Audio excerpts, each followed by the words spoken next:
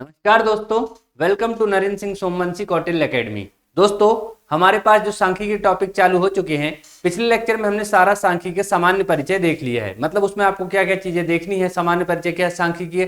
अगर किसी को बिल्कुल एबीसीडी नहीं मालूम तो वो लेक्चर वो देख सकता है। आज से हम अपना टॉपिक स्टार्ट करने वाले हैं जिसका नाम है केंद्रीय प्रवृत्ति के माप। क्या नाम है आपका? टॉपिक लिखा है आपके, जब जाएंगे सिलेबस में तो केंद्रीय प्रवृत्ति के माप आपको मिलेगा। केंद्रीय प्रवृत्ति, केंद्रीय प्रवृत्ति आपको मिलेगा, केंद्रीय प्रवृत्ति के माप आपको मिलेगा। तो सबसे पहले केंद्रीय प्रवृत्ति को समझिए कि क्या होता है। ठीक है दोस्तों, केंद्रीय प्रवृत्ति मतलब सेंट्रल टेंडेंसी। ठीक है, सेंट्रल टेंडेंसी मतलब कोई भी चीज किसी केंद्र बिंदु पर जाकर रुकती है। जैसे आंकड़ों की अगर कल हमने बात की थी, बहुत सारे आंकड़े हमने देखे थे, वर्गीकृत अवर्गीकृत सारे तरह के आंकड़े हमने देखे थे। तो आंकड़ों की सेंट्रल टेंडेंसी क्या होती है दोस्तों? जैसे आपको अगर बता दिया जाए कि मध्य प्रदेश के 52 जिलों में हर जिले में इतने इतने वैक्सीन लगी हुई है। ठीक है, अगर आपको वो सारे 52 जिलों के डिस्ट्रिक्ट की सारी चीजें पता है तो हमको एक सेंट्रल टेंडेंसी पर जाना है कि कितनी वैक्सीन टोटल लगी है। तो क्या करेंगे, हम सारे जिलों से मिला के कोई एक ऐसा आंकड़ा निकालेंगे कि हम वो सबको बता सकें कि हमारे मध्य प्रदेश में कुल इतनी वैक्सीन लगी है। या फिर विराट कोहली ने अगर 300 मैच खेले हैं और 300 मैचों में कितने रन बनाए हैं, तो आपको सारे रन ना बताकर आप क्या बताते हैं, औसत बताते हैं कि विराट कोहली ने औसत इसका इतना है, एवरेज इसका इतना है। ठीक है, तो आप इस तरह से चीजों को वहां पर क्लेरिफाई करते हैं। तो हमारे पास यही चीज चल रही है कि सेंट्रल टेंडेंसी होती क्या है। सेंट्रल टेंडेंसी का मतलब है दोस्तों कि किसी सेंट्रलाइज्ड डाटा की ओर जाना। इसके लिए हमारे पास तीन माध्यम जो हमारी परीक्षा या हमारे सिलेबस में दिए हुए हैं वो है माध्य। क्या है? माध्य। इसके बाद दोस्तों हमारे पास दिया हुआ है माध्यिका। माध्यिका, इसको माध्यक भी लिखा रहता है कहीं, माध्यक क्या बोलते हैं, माध्यक भी बोल देते हैं, माध्यक या माध्यिका, माध्यक बोल देते हैं। माध्य, माध्यक और बहुलक। ठीक है, बहुलक। ठीक है दोस्तों, किसी चीज की सेंट्रल टेंडेंसी के लिए तीन तरह से हम उसको निकालते हैं कि उसकी सेंट्रलाइज्ड क्या है। पता चल गया आपको कि केंद्रीय प्रवृत्ति होती क्या। मैं आपको ये सारी चीजें छोटी छोटी इसलिए डेफिनेशन के फॉर्म में बताता हूं ताकि आप कहीं पर सुने या फिर आपसे कोई पूछ ले या फिर आप बताएं कि हम मैथ्स पढ़ रहे हैं या पीएससी में मैथ है तो केंद्रीय प्रवृत्ति है, आपसे कोई भी पूछ ले तो आपको ये चीज नई न लगे। सेंट्रल टेंडेंसी का मतलब कोई बहुत सारे डाटा को एक केंद्रित रूप में बताना, एक पर्टिकुलर फॉर्म में बताना ही सेंट्रल टेंडेंसी है। उसके लिए तीन हमारे पास तरीके हैं। कौन कौन से हैं? माध्य है, माध्यिका है और बहुलक है। बहुत सारा डाटा दिया होगा दोस्तों। एक चीज और हमेशा याद रखना, ये माध्य ही आपका औसत के रूप में आता है। क्या है? औसत ही माध्य है। ठीक है, तो औसत लिख के आ जाए तो कभी घबराना मत, एवरेज लिख के आ जाए, है ना, मीन लिख के आ जाए। मीन इसको बोलते हैं हम इंग्लिश में मीन। ठीक है, इसको मीडियन और इसको मॉड। ठीक है, तो ये तीन चीजें आपके पास हैं। ठीक है, बहुलक है, बहुलक को ये वाला दोस्तों ये मॉड है, आप याद रखना। क्या है? मॉड है। ठीक है, क्या होता है कि हमारे जो थर्ड पेपर में केमिस्ट्री भी है और मैथ्स भी है, ठीक है, वो एक साथ आते हैं, कोई वहां पर दिक्कत यूनिट वाइज लिख के नहीं आता। तो आपको बस ये जरूर याद रखना है, कभी अगर क्वेश्चन आगे पीछे होते हैं, वैसे तो तीन तीन क्वेश्चन का सीक्वेंस रहता है तो चीजें पता चल जाती हैं, पर अगर नहीं आता तो आपको क्या करना होगा दोस्तों कि बहुलक जो आपको दिया होगा, क्या बहुलक जो आपको दिया होगा तो इंग्लिश में देख लेना है कि वो मॉड लिखा है कि नहीं। क्योंकि क्या है कि अगर वहां पर पॉलीमर लिखा है तो फिर आपको केमिस्ट्री वाली परिभाषा लिखनी होगी और मॉड लिखा है तो ये बहुलक मैथ वाली परिभाषा लिखनी होगी। ठीक है, तो ये कुछ छोटी छोटी बातें जो आपको हमेशा याद रखनी है कि बहुलक में मॉड लिखा है तो मैथ और पॉलीमर लिखा है तो केमिस्ट्री वाली परिभाषा लिखनी है।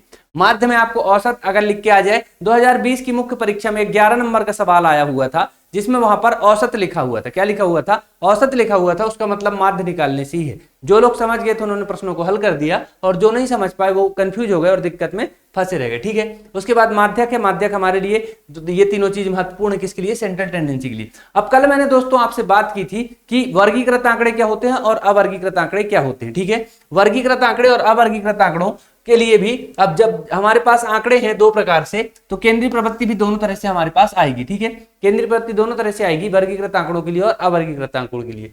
तो जो हमारे पास ये माध्य है, क्या है? माध्य, माध्यक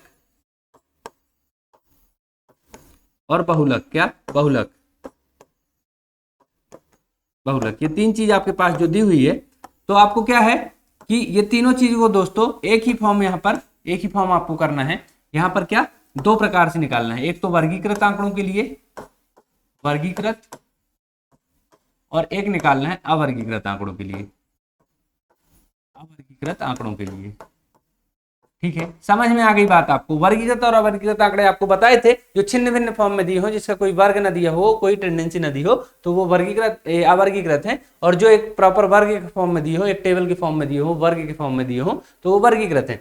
तो दो तरह के आंकड़े हैं, दोनों तरह के लिए माध्य, माध्यक और बहुलक निकालना होता है। तो आज की जो हमारी क्लास होगी माध्य, माध्यक, बहुलक की, तो वो हमारे पास किसकी होगी? वर्गीकृत आंकड़ों के लिए होगी। ठीक है, तो वर्गीकृत आंकड़ों के लिए माध्य, माध्यक, बहुलक, पहले चीज आप बिल्कुल सेंट्रल टेंडेंसी को समझ लीजिए। आपके पास क्या होता है? डाटा दिया रहता है। क्या रहता है? डाटा दिया होता है दोस्तों।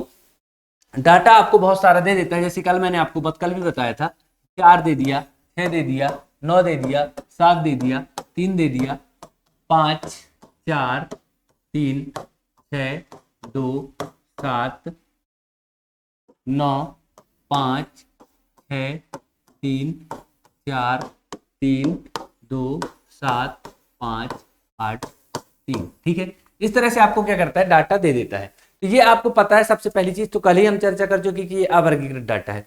इस डाटा के लिए आपको माध्य भी निकालना होगा, माध्यिका भी निकालनी होगी और बहुलक भी निकालना होगा। उद्देश्य क्या है? सेंट्रल टेंडेंसी की ओर जाना। मान के चलिए अगर मैं कहूं कि किसी फुटबॉल मैच, कोई सा मैच हुआ है, फुटबॉल या वॉलीबॉल, जिसका भी मैच हुआ है, उसमें ये गोलों की संख्या है, मतलब खिलाड़ियों द्वारा किए गए गोल है। ठीक है, अब टोटल कितने मैच हो गए होंगे? 2 4 6 8 10 12 14 16 18 20 और 22 मैच हुए हैं टोटल। एक साल में 22 मैचों में खिलाड़ियों द्वारा किए गए गोलों की संख्या है, टीम द्वारा किए गए गोलों की संख्या है। अब आपसे पूछेगा कि इस वर्ष में बताइए कुल कितने, मतलब औसतन कितने गोल किए गए हैं, औसतन कितने गोल किए गए हैं। तो ये क्या बता देगा आपको? सारे डाटा याद ना रख के आपको एक एवरेज बता देगा, इसका क्या बता देगा? एक औसत बता देगा। यही औसत आपका माध्य होता है, यही औसत आपका क्या होता है? माध्य होता है। ठीक है, यही औसत आपका माध्य होता है। तो ये चीज आपको यहाँ पर निकाल दोगे तो आपको क्या हो जाएगी? सेंट्रल टेंडेंसी पता चली जाएगी। तो सेंट्रल टेंडेंसी में मुझे लगता है अब आपको कोई दिक्कत नहीं होगी। इसको निकालने के लिए 3 चीजें हमारे पास होती है। कौन कौन सी? माध्य हो गया, माध्यक होगा और बहुलक हो गया। अब देखना इन 3 चीजों में समानता क्या है, इन तीनों चीजों में आपकी समानता क्या है। ठीक है,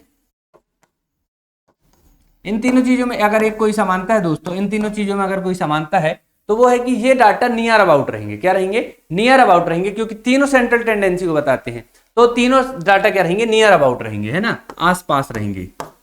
आसपास, ये कंपलसरी नहीं है कि एकदम एक ही हो, पर आसपास जरूर होंगे। ठीक है, आसपास होंगे। इसका मतलब ये है कि अगर माध्य आपका 4.3 आता है, तो माध्यिका भी आपकी 4 से 5 के बीच में ही लगभग आएगी, इसी के आसपास रहेगी, और बहुलक भी आपका इसी के आसपास रहेगा। तो थोड़ा सा ये चीज मोटा मोटी याद रखना है। ये कोई कंपलसरी नहीं है, पर लेकिन सेंट्रल टेंडेंसी जब हम तीनों चीज के लिए पढ़ रहे हैं तो तीनों चीज एक ही सेंटर की ओर जाएंगी। आप ये समझिए, थोड़ा बहुत फ्लक्चुएशन आएगा, लेकिन बहुत दूर अंतर नहीं आएगा कि माध्यिका 3 आ रही है तो बहुलक 8 आएगा, इतना कभी अंतर नहीं आएगा। ठीक है, माध्य 3 आ रहा है तो बहुलक 10 आ जाएगा, इतना अंतर कभी नहीं आएगा। ठीक है, 3 आ रहा है तो 10 आ जाएगा, इतना अंतर कभी नहीं आएगा। ठीक है, तो आपको ये थोड़ी छोटी छोटी चीजें याद रखनी है कि माध्य, माध्यक, बहुलक में आपस में समानता क्या है।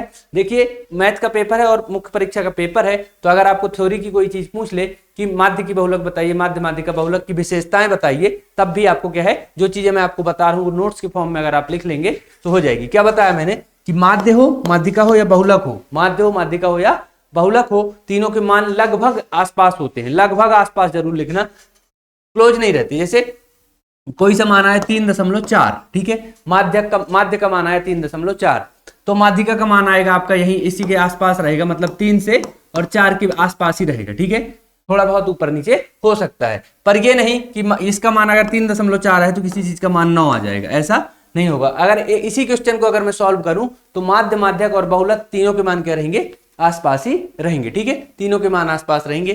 तो चलिए देखते हैं, सबसे पहले आपके पास अवर्गीकृत आंकड़ों के लिए माध्य, माध्यिका और बहुलक। किसके लिए? अवर्गीकृत आंकड़ों के लिए। अवर्गीकृत आंकड़े अगर आपको नहीं पता तो आप पिछला लेक्चर देख सकते हैं। अवर्गीकृत आंकड़ों के लिए माध्य, ठीक है, लिए, ठीक है। एक तो जनरली अगर आपको माध्य की परिभाषा ही लिखने आ जाए तो वो कोई उसमें जरूरी नहीं है कि वो अवर्गीकृत के लिए है, वर्गीकृत के लिए, सबके लिए सेम है। तो हमारे सबसे पहले क्या देखना है? माध्य देखना है हमको, माध्य, ठीक है। अवर्गीकृत आंकड़ों के लिए देख रहे हैं फिलहाल हम, लेकिन परिभाषा सबके लिए सेम है। तो आपको सीधे लिख के आएगा माध्य, तो चाहे अवर्गीकृत हो चाहे वर्गीकृत हो, आपको क्या लिखना है आप याद रखना। और ये परिभाषा जो मैं आपको बता रहा हूँ ये एनसीईआरटी से है, तो आप इसको ही एज इट इज लिखना। क्या होता है? आपको नंबर 3 में से 3 मिलते, क्योंकि कई प्रकार से इसको लिखा जा सकता है, तो उसके लिए कोई वो दिक्कत वाली बात नहीं है। तो आप भी जैसा लिखना चाहें लिख सकते हैं, लेकिन अगर ऐसा लिखेंगे तो क्या होता है कि आपकी जो कॉपी वहां पर जाती होंगी आयोग में, उनको मॉडल आंसर जो मिलते होंगे तो वो किसी स्टैंडर्ड बुक से मिलते होंगे, और स्टैंडर्ड बुक ऐसा लगता है कि एनसीईआरटी स्टैंडर्ड बुक है और उससे जो है आपके आंसर बनते हैं। ठीक है, तो एनसीईआरटी स्टैंडर्ड बुक है, उससे अगर परिभाषा की बात करूं तो किसी प्रेक्षण में, क्या किसी भी प्रेक्षण में, किसी प्रेक्षण में, किसी प्रेक्षण में, किसी प्रेक्षण में सभी आंकड़ों का कुल योग, क्या सभी आंकड़ों का कुल योग को, सभी आंकड़ों के कुल योग को प्रेक्षणों की संख्या से, प्रेक्षणों की संख्या से भाग देने पर, संख्या से भाग देने पर प्राप्त होता है, प्राप्त मान। ठीक है, माध्य क्या होता है दोस्तों, कोई सा प्रेक्षण है, प्रेक्षण का मतलब क्या, कोई सा ऑब्जर्वेशन, कोई सी सारणी आपको, कोई सा आपने ऑब्जर्वेशन देखा तो उससे क्या हुआ आपका कि आपको पता चला कि इसमें माध्य में कौन कौन सी चीजें आपको दी हुई है। ठीक है, कौन कौन सी चीजें आपको दी हुई है, आपको एक सारणी दे दिएगा, आपको एक टेबल के फॉर्म में डाटा दे देगा, तो सभी प्रेक्षणों का मान, क्या सभी प्रेक्षणों के मान का कुल योग, मतलब जो जितने भी अंक आपको दिए हैं उनका कुल योग, और उनकी उससे भाग किसको देखना है, कुल कितनी संख्या दी है। चलिए इसको समझते हैं, सारी चीजें अच्छे से समझेंगे।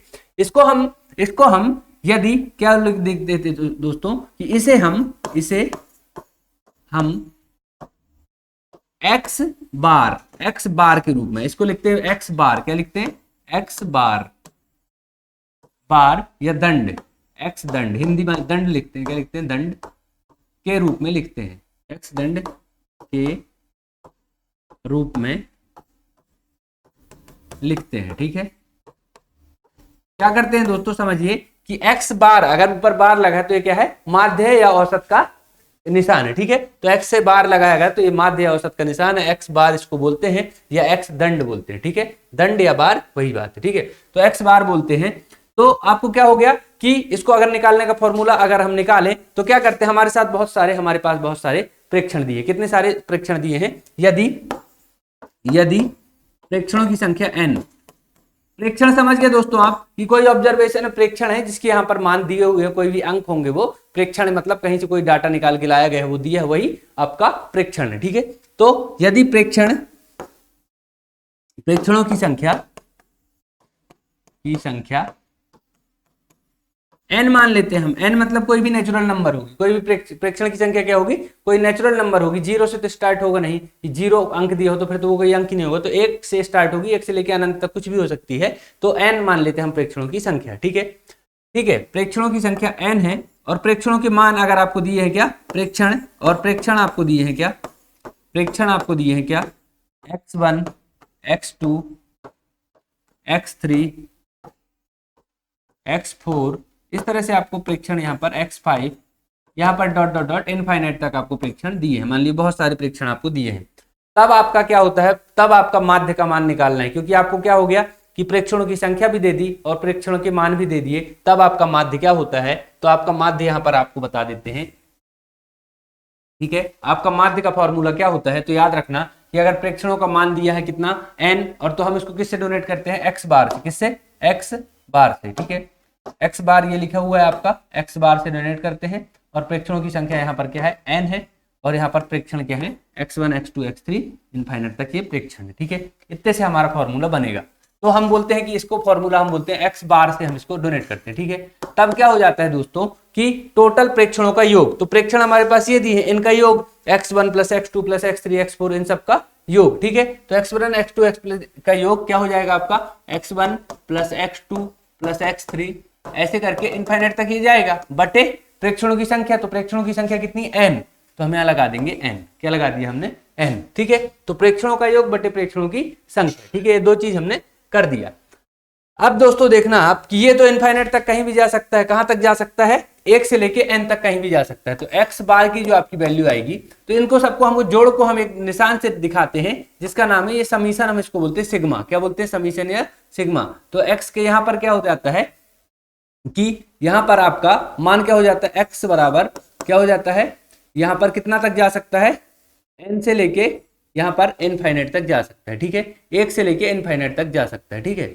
1 से लेके x की वैल्यू 1 से लेके इनफाइनाइट तक आपकी या n तक आपकी जा सकती है, ठीक है। n तक जा सकती है, तब आपका यहाँ पर क्या हो जाएगा फॉर्मूला कि समीशन ऑफ x, सब x को जोड़ना है तो x i इंटीजर है कोई बटे n, ये आपका फॉर्मूला बन जाता है, ठीक है। मतलब सभी आंकड़ों का योग बटे आंकड़ों की संख्या, कुल मिला के आपको ये याद रखना है। क्या याद रखना है, समझ लो पूरी चीज।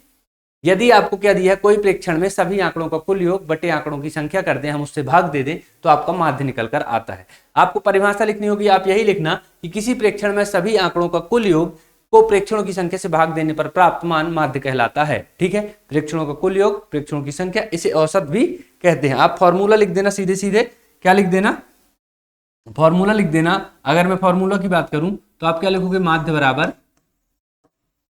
बराबर प्रेक्षणों का मान, प्रेक्षणों का मान बटे प्रेक्षणों की संख्या। क्या, प्रेक्षणों की संख्या। प्रेक्षणों का मान मतलब कुल, प्रेक्षणों का योग है वो, प्रेक्षणों का योग, प्रेक्षणों का योग बटे प्रेक्षणों की संख्या। मतलब अगर आपको 10 प्रेक्षण दिए हुए हैं, जैसे अगर मैं पिछले वाले डाटा में जाऊं या फिर आप चलो नया डाटा उठा लो, हमने क्या कह दिया है कि माध्य का हमारे पास जो फॉर्मूला आ गया है दोस्तों, माध्य का क्या आ गया है, प्रेक्षणों का योग, प्रेक्षणों का योग बटे प्रेक्षणों की संख्या।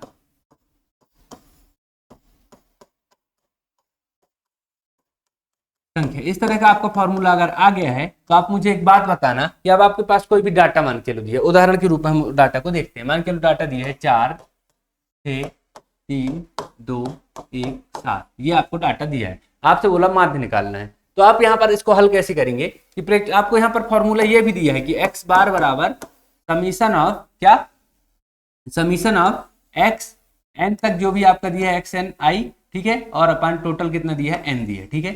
xn summation of xn upon n दिया है, तो आपको ये क्या करना है, आपको निकाल लेना, ठीक है। तो ये फॉर्मूला आपको दिया है, आप ये लिख दो या ये लिख दो, कोई दिक्कत नहीं है। यहाँ पर i आपको लिखा मिलेगा जिसकी मान होता है इंटीजर, ठीक है, इंटीजर के रूप में आपको दिया, ये पूर्णांक होगा, ठीक है। तो अब यहाँ पर प्रेक्षणों का योग, तो इनका लिखेंगे हम, ये प्रेक्षण हमारे पास दिए हुए हैं तो हम लिखेंगे 4 धन 6 धन 3 धन 2 धन 1 धन 7 और बटे कितने प्रेक्षण है, 1 2 3 4 5 6 प्रेक्षण है। तो आपको क्या है ये बताने का, जीरो से बताने का उद्देश्य ये है मेरा कि सारे बच्चे जिनको भी चीजें नहीं आती उनको ये चीजें समझ में आए कि हम आखिर माध्य निकाल कैसे रहे। प्रेक्षण दिए हैं आपको, ऐसी सारणी दी रहेगी। अवर्गीकृत आंकड़े हैं, पहले ही बता दिए कि अवर्गीकृत आंकड़ों के लिए निकाल रहा हूं तो वर्ग नहीं दिया है, ठीक है। तो अवर्गीकृत आंकड़ों के लिए प्रेक्षण दिए हैं, प्रेक्षणों का टोटल योग बटे प्रेक्षणों की संख्या। तो यहाँ पर प्रेक्षणों का योग जो आपको दिया उसको समीशन ऑफ एक्स करते हैं, ठीक है। तो यहाँ पर आप प्रेक्षणों का योग क्या हो जाएगा, 6 4 10 10 5 15 1 16 और 16 और 7 23 हो जाएगा, 23 बटे 6, ठीक है। तो यहाँ पर 23 से 6 को कैंसिल करेंगे तो 6 3 18 आपका, और बचेगा कितना 5, 5 के बगल से 0 लगाएंगे तो यहाँ पर आएगा दशमलव, तो 6 6 36 6 7 44 6 8 48, ठीक है। फिर बचेगा 2 और 0, तो 6 दूनी 12 6 3 18 और 6 3 18, ये यहाँ पर चलता रहेगा। तो 3.833 यहाँ पर क्या आ गया, इसका माध्य आ गया। क्या आ गया, माध्य आ गया। तो इस तरह से आपका क्या बनता है, सवाल बनता है कि 3.833 आ गया। तो ये छोटे छोटे सवाल इस तरह से बनेंगे, उनको तो हम देखेंगे। तो मेरे ख्याल से माध्य आपको समझ में आ गया होगा। अभी हम माध्य, माध्यक, बहुलक तीनों को बेसिक देख लेते हैं और फिर सवाल कर लेते हैं। अवर्गीकृत आंकड़ों के लिए उतना महत्वपूर्ण है नहीं, पर क्या है, वर्गीकृत आंकड़ों का बेस इसी से बनता है। और अगर ये छोटे सवाल के रूप में 3 नंबर में कहीं पूछ ले तो आप इस तरह से कर देना, ठीक है। अब हमारे पास आता है माध्यक। क्या आता है, माध्यक। तो आप देखना माध्यक को हम क्या क्या करते हैं, ठीक है। माध्यक, माध्यक इसको मीडियन बोलते हैं। क्या बोलते हैं, मीडियन बोलते हैं। तो माध्यक के लिए हमारे पास क्या क्या चीजें होनी जरूरी है, ये आप देखना, ठीक है। तो माध्यक के लिए हमारे पास क्या होना जरूरी है दोस्तों, कि किसी भी प्रेक्षण में, क्या, किसी भी प्रेक्षण में लिखोगे आप, किसी भी प्रेक्षण में, किसी प्रेक्षण का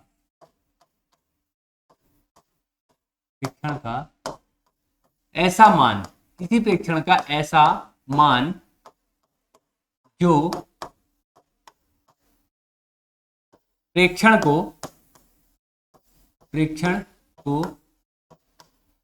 दो बराबर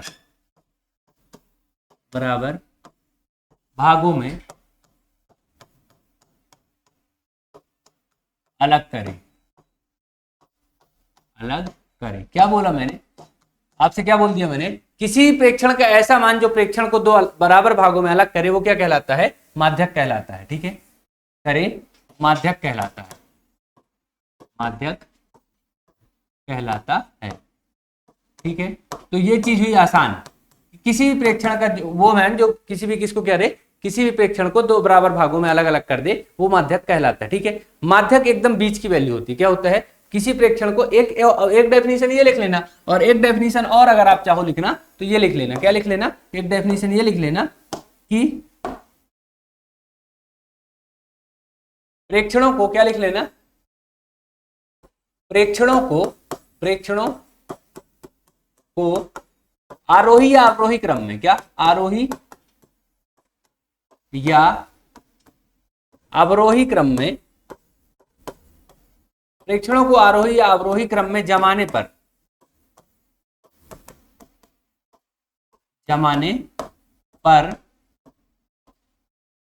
ठीक बीच का मान,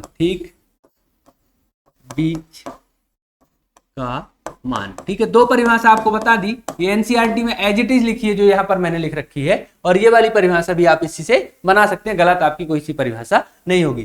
किसी प्रेक्षण का ऐसा मान जो प्रेक्षण को दो बराबर भागों में अलग कर दे, तो क्या कहलाएगा? माध्यक कहलाएगा। दोस्तों, कोई भी प्रेक्षण आपको दिया हो, पहले आप उदाहरण समझो, मैं आपको फॉर्मूले तक लेके कैसे चलता हूं ये बताएंगे। ठीक है, तो कोई भी प्रेक्षण आपको दिया है 2, 3, 5, 7, 6, 4। ठीक है, सबसे पहले हमारे लिए महत्वपूर्ण काम यह होता है माध्यक निकालना है। तो आप याद रखना कि प्रेक्षणों को हम आरोही या अवरोही क्रम में जमाते हैं। आरोही या अवरोही अगर आपको मालूम नहीं है तो पिछले लेक्चर आपने नहीं देखा, क्योंकि पिछले लेक्चर में सारी चीजें मैं बेसिक की बता ही चुका हूं। तो आरोही या अवरोही क्रम में हम जमाते हैं। अगर मैं आरोही क्रम में किसी चीज को जमाता हूं तो वो क्या हो जाती है? बढ़ते क्रम में। बढ़ते क्रम में मतलब 2, फिर 3, इसको काटते जाता हूं, 2, 3, फिर इसके बाद 4 है तो 4 लिख लूंगा, इसके बाद 5 है तो 5 लिख लूंगा, इसके बाद 6 है तो 6 लिख लूंगा, और 7 है तो 7 लिख लूंगा।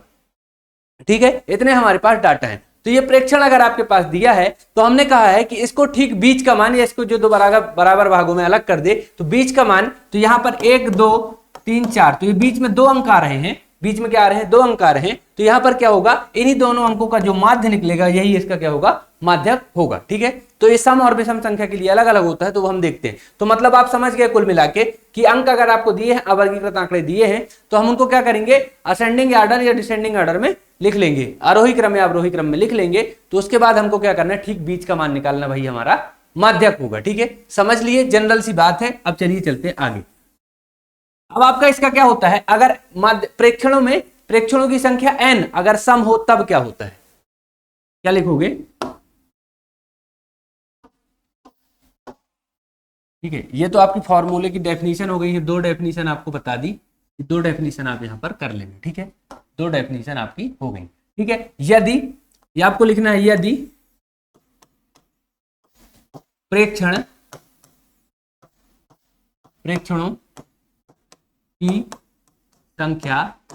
की संख्या n है। ठीक है, तो अगर n आपका विषम संख्या, क्या है? विषम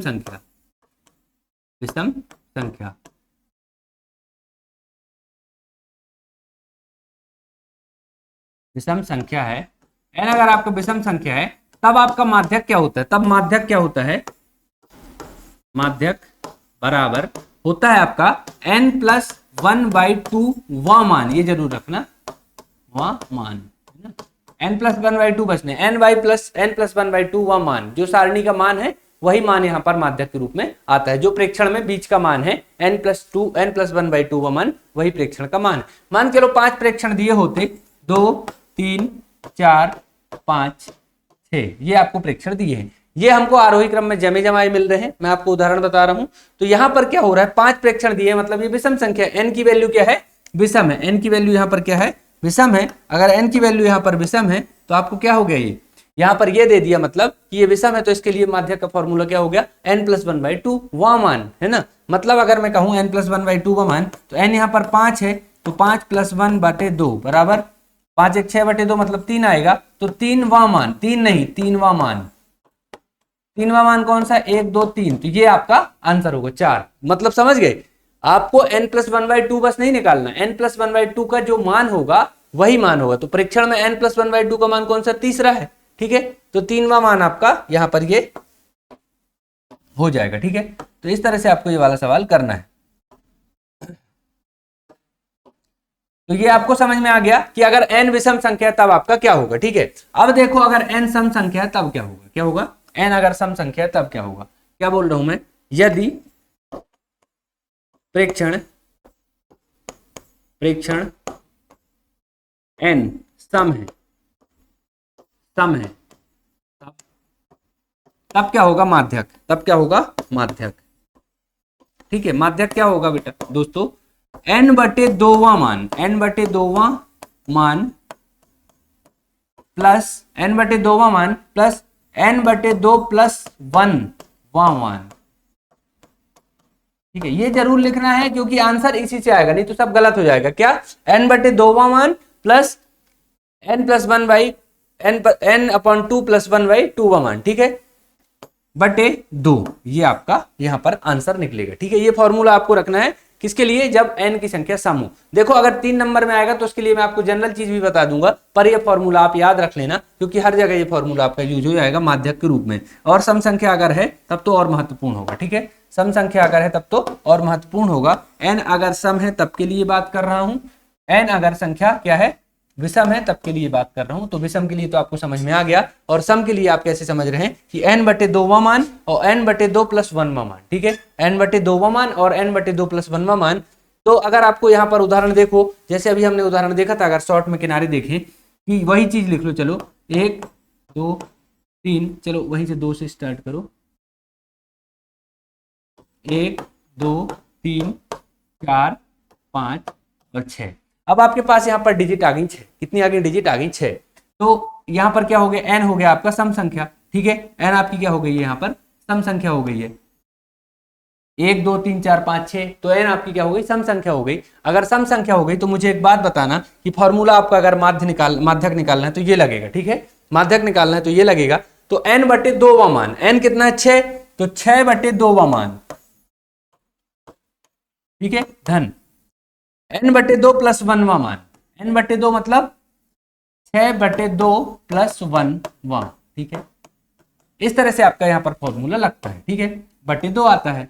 अब मुझे एक बात बताओ, 6/2 का मतलब आएगा 3 3, फिर यहां पर क्या आएगा, 6/2 का 3 1 4, तो 4, 3वां मान प्लस 4वां मान बटे 2, तो तीसरा मान कौन सा है, 3, और 4वां मान ये 4 3 7, 7/2, तो 7/2 आप आएगा तो 3.5 आपका उत्तर आएगा, ठीक है। तो मतलब मान रखना है, वैल्यू रखना है। अभी हम सवाल करेंगे तो आपको चीजें और समझ में आ जाएंगी। तो माध्यक क्या कहता है दोस्तों, ये पूरी चीज आपको समझ में आ गई यहां पर। अगर तो इसको मैं मिटा देता हूं आपको, ताकि ये मुख्य चीजें आपको यहां पर लिखने में आ जाए, ठीक है।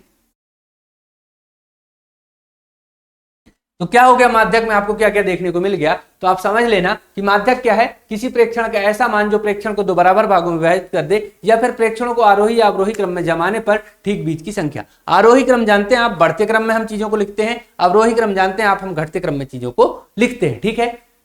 इसके बाद यदि अगर इसकी बात करें हम, अगर n विषम संख्या है तब तो n + 1/2वां मान, ठीक है, मान जरूर लिखना और मान ही आपका उत्तर होगा। और n/2वां मान और प्लस n + 2/1वां मान, तो ये आपका क्या होगा, यहाँ पर माध्य होगा, माध्यक की वैल्यू हो जाएगी, ठीक है। इसके अभी हम कुछ सवाल कर लेंगे जिससे आपको चीजें और क्लियर हो जाएंगी। एक एक सवाल ऐसा लिखेंगे जिसके माध्य, माध्यक और बहुलक तीनों चीज निकाल लेंगे, ठीक है। तो माध्य समझ में आ गया, माध्यक समझ में आ गया, तो अगर चलते हैं बहुलक की ओर, किसकी ओर चलते हैं, बहुलक की ओर चलते हैं। तो बहुलक में आपको क्या मिलेगा,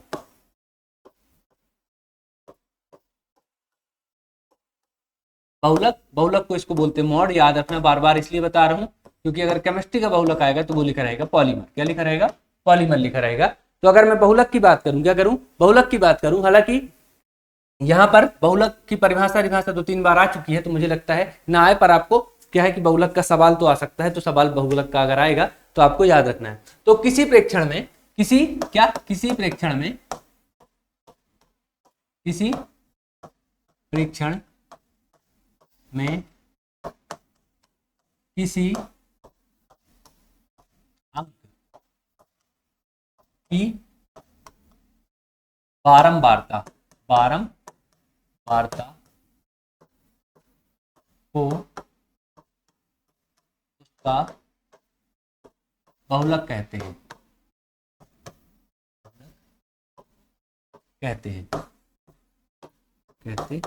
बारंबारता कल बताए, अंक की सर्वाधिक बारंबारता, ठीक है, किसी अंक की सर्वाधिक बारंबारता जो है उसका बहुलक कहलाएगी। मतलब कोई सा प्रेक्षण आपको दिया है और कोई अंक उसमें बार बार आ रहा है, क्या हो रहा है, बार बार आ रहा है, तो उसका क्या कहलाया जाएगा, बहुलक कहला जाएगा। ठीक है, तो यहाँ पर बहुलक क्या कहलाया जाएगा, वो अंक ही कहलाएगा, वो कितनी बार आ रहा है वो नहीं कहलाएगा। मतलब अगर 3 6 बार आ रहा है तो 6 बहुलक नहीं होगा, 3 बहुलक होगा। क्या होगा, 3 बहुलक होगा। तो किसी प्रेक्षण में किसी अंक की सर्वाधिक बारंबारता मैंने बताया था, बारंबारता आपको मैंने बताया था कि कोई भी प्रविष्टि क्या होती है, किसी प्रेक्षण में जितने बार आती है वो उसकी बारंबारता कहलाती है। कोई भी प्रविष्टि किसी आंकड़े में जितने बार आती है उसकी बारंबारता कहलाती है। तो सर्वाधिक अगर बारंबारता किसी प्रेक्षण की दी हुई है, क्या सर्वाधिक अगर बारंबारता किसी प्रेक्षण की आपको दी हुई है तो वो क्या कहलाएगा, उसका बहुलक कहलाएगा। ठीक है, इसको मॉड से डोनेट करते हैं, इसका कोई फॉर्मूला और मूला अलग से नहीं है। ठीक है, इसके लिए क्या करते हैं, आंकड़ों को या तो छोटे घटते या बढ़ते क्रम में जमा लो, उसके बाद चीजों को निकाल लो। जैसे एक उदाहरण के रूप में अगर मैं आपको बताऊं तो आपके सामने अगर मान चलिए लिखा है कि 7 9 6 13 12 6 9 3 7 6 5 6 4 2 1 12 9 3। ठीक है, इस तरह से आपको अगर यहाँ पर क्या दिया है, आपको प्रेक्षण दिए हुए, ये प्रेक्षण कहलाते हैं, ये प्रेक्षण ही आपको दिए हुए हैं और कहता है आपसे बहुलक निकालिए, तो आप इसको या तो छोटे या घटते या बढ़ते क्रम में लगा लीजिए, या फिर आप छोटे घटते या बढ़ते क्रम में लगाने से क्या हो जाएगा कि आपको पता चल जाएगा कि बारंबारता किसकी है। तो अगर इसको घटते या बढ़ते क्रम में लगाने का एक तरीका ये होता है कि आप इसको क्या करिए, काटते चलिए। ठीक है, काटते चलिए का मतलब ये कि सबसे छोटा यहाँ पर क्या है, 1 है, तो 1 लिख लो और 1 को काट दो, फिर 2 है तो 2 लिख लो, 2 को 2 दोबारा तो नहीं है, कहीं नहीं है। ठीक है, फिर इसके बाद क्या है आपका 3 है, तो 3 को काटो, ये वाला 3 लिखा है मैंने, 3 को काट दिया। इसके बाद यहाँ पर कोई 3, यहाँ पर कोई 3, तो ये एक 3 और लिखा है, तो एक और 3 लिखा है, तो 3 लिख दिया। फिर इसके बाद 4 देखो कहीं लिखा है क्या, तो 4 यहाँ वाला लिख रहा हूँ मैं, तो ये 4 इसको काट दिया मैंने, और कहीं 4 लिखा है क्या, नहीं लिखा है। ठीक है, इसके बाद 5 है, तो 5 ये वाला लिखूंगा तो 5 को काट दिया। ठीक है, इसके बाद कहीं और 5 लिखा है क्या, नहीं लिखा है। फिर इसके बाद 6 है, तो 6 को ये वाला 6 लिख रहा हूँ तो काट दिया। फिर इसके बाद ये वाला 6 लिख रहा हूँ तो इसको भी काट दिया। इसके बाद ये वाला 6 लिख रहा हूँ तो इसको भी काट दिया। ठीक है, समझते चलना। इसके बाद ये वाला 6 लिख रहा हूँ तो इसको भी काट, ये काट इसलिए रहा हूँ कि याद रहे कि इसको लिख चुका हूँ, दोबारा काउंटिंग ना हो जाए। ठीक है, इसके बाद 7 लिख रहा हूँ, कौन सा 7, ये वाला, तो 7 लिख दिया। ठीक है, इसके बाद लिख रहा हूँ 7 के बाद 8 है कहीं, या फिर 7 दोबारा है कहीं, नहीं है। इसके बाद क्या है आपका 7, ये एक और है, तो 7 एक और लिख दो। ठीक है, 7 एक और लिख दिया। ठीक है, क्या कर दिया, 7 लिख दिया, फिर 7 लिख दिया, दोनों 7 को काट दिया। इसके बाद क्या बचा आपका, 8 कहीं नहीं बचा है, 9 है तो 9 लिख दो, 2 बार 9 है तो 2 बार 9 लिख दो। ठीक है, 9 और 9। ठीक है, इसके बाद क्या लिखा आपका 11 12 और 13। ठीक है, तो पहले 12 आएगा फिर 13 आएगा। तो ये डाटा आपका बढ़ते क्रम में हो गया, आरोही क्रम में आपका डाटा मैंने लिख दिया। ठीक है, अब इसमें आप खुद को समझ में आ जाएगा कि 1 तो एक ही बार है, 2 एक बार है, 3 आपका कितनी बार है, 3 2 बार है, 4 एक बार है, 5 एक बार है, 6 आपका 4 बार है। तो यही आपका बहुलक होगा, क्योंकि सबसे ज्यादा बार ये है, बाकी तो 2 2 बार है, तो बहुलक क्या हो जाएगा 6। बहुलक बराबर 6, मतलब 6 4 बार आया तो 4 बहुलक नहीं होगा। कोई सी प्रविष्टि ज्यादा बार आई है, सर्वाधिक बार आई है, तो वो उसकी बारंबारता जितनी बार हुई है वो उसका क्या कहला जाएगा, बहुलक हो जाएगा। तो 6 यहाँ पर बहुलक आपका कहला जाएगा। तो इस तरह से माध्य, माध्यक और बहुलक के बहुत छोटे छोटे कॉन्सेप्ट जो आप हमेशा जानना चाहते हैं वो मैंने आपके सामने कर दिए हैं। तो अगर आपको समझ में आया तो ठीक है, वरना हम सवालों के माध्यम से इसको आपको और बार बार समझाने की कोशिश करते रहेंगे। ठीक है, माध्य क्या होता है, किसी प्रेक्षण में सभी आंकड़ों का कुल योग बटे प्रेक्षणों की संख्या। ठीक है, इसके लिए कोई बहुत विशेष चीज रटने की जरूरत नहीं है। फिर इसके बाद माध्यक का होता है आपका, तो माध्यक होता है आपका कि किसी प्रेक्षण में क्या करते हैं, ऐसा मान जो प्रेक्षणों को 2 बराबर भागों में अलग कर दे, जो प्रेक्षणों को 20 से अलग कर दे, या फिर आरोही अवरोही क्रम में जमाने पर ठीक बीच का मान जो आपका आएगा वो क्या कहलाएगा, आपका माध्यक कहलाएगा। आरोही अवरोही क्रम में माध्यक में जरूर जमाना है, याद रखिएगा। ठीक है, इसके बाद पॉलीमर या बहुलक की बात करूं तो प्रेक्षण में किसी अंक की सर्वाधिक बारंबारता को उसका बहुलक कहते हैं। ठीक है, जो अंक सर्वाधिक बार आए, 6 यहाँ पर सर्वाधिक बार आए, तो ये इसकी बहुलक बारंबारता कहलाएगी। तो ये बहुत सारी छोटी छोटी चीजें जो आपको मैंने बताई। इसके बाद चलिए कुछ सवाल हम हल करके देखते हैं, जिससे आपको पता चलेगा कि इनका उपयोग कहाँ हो रहा है। वो छोटे छोटे सवाल हैं, आपसे जनरली बनेंगे। ठीक है, तो अगर यहाँ पर मैं क्वेश्चन लिख दूं और क्वेश्चन को आपके लिए यहाँ पर उठा लूं, मैं अपनी जो है कॉपी से जो आपके लिए मैं लिख के लाया हूं, तो अगर आपके पास पहला सवाल यहाँ पर ये दे दे कि एक फुटबॉल टीम के 10 मैचों में निम्नलिखित गोल किए गए। एक फुटबॉल टीम द्वारा फुटबॉल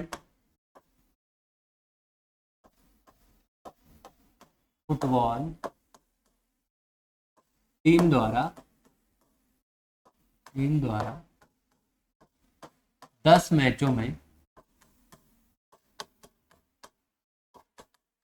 निम्न गोल किए गए।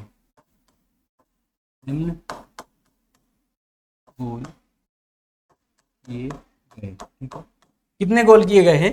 2 3 5 4 0, क्या 2 3 5 4 0, इसके बाद 1 3 3 4 3, 1 3 3 4 3। ठीक है, इतने गोल एक फुटबॉल टीम करती है, तो इन गोलों के लिए माध्य, माध्यक और बहुलक आपको निकालना है।